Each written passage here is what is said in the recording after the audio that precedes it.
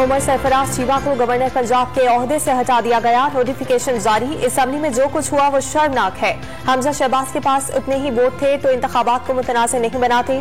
उमर सरफराज चीमा ने वजीर आला का पंजाब मुतनाज़ करार दे दिया।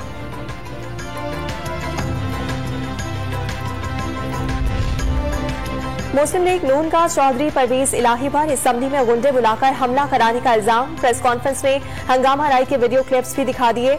मार पिटाई में मुलविस अफराद के खिलाफ एक्शन होगा। कैसा बाजू टूटा था जो 2 मिनट में जुड़ गया। अताउल्लाह तारड़ और राना मशहूद की प्रेस कॉन्फ्रेंस।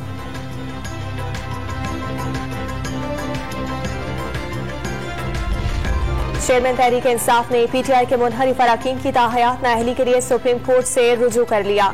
पार्टी के मुनहरिफ होने वाले अरकान सादिक और अमीन नहीं रहे, दरखास्त में मौक़िफ़।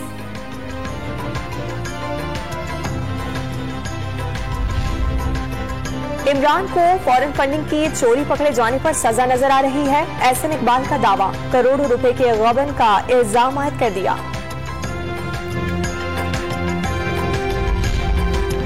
और खुजा शहर और करीबी इलाकों में मौसम गर्मा की पहली बारिश, मौसम खुशगवार।